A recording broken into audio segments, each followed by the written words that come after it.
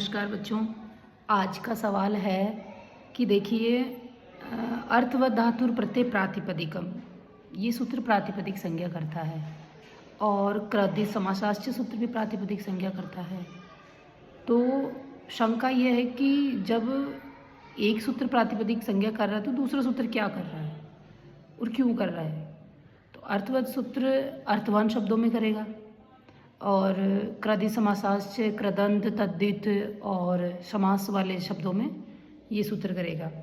तो फिर प्रश्न ये है कि अर्थवान शब्द तो प्रत्यय से जुड़े हुए हैं, कृदंत या तद्धित तो है ही, क्योंकि प्रत्येक शब्द की व्युत्पत्ति है तो फिर उनमें प्रत्यय भी है, तो फिर अलग से क्यों कहा गया।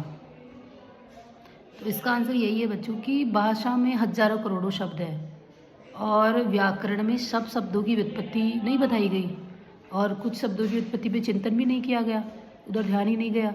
जैसे मैं आपको बताऊं, एक शक्ति शब्द है, शक्ति शब्द की उत्पत्ति कहीं बताई नहीं गई। तो फिर ऐसे जो अर्थवान शब्द है आप उसमें कौन से सूत्र से प्रातिपदिक संज्ञा करोगे।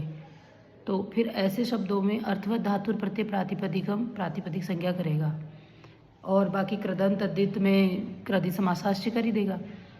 फिर है कि जैसे दशरथ पुत्र राम, इस अर्थ में तो अर्थवत् धातु प्रत्यय प्रातिपदिक संज्ञा करेगा और रम धातु घय प्रत्यय रमन्ते योगिनो अस्मिन, इस अर्थ में तो फिर इसमें कृदि समासाश्च करेगा। जैसे अपन एक उदाहरण और ले, विष्णु पत्नी रमा, इस अर्थ में तो अर्थवत् धातु प्रत्यय प्रातिपदिक संज्ञा करेगा।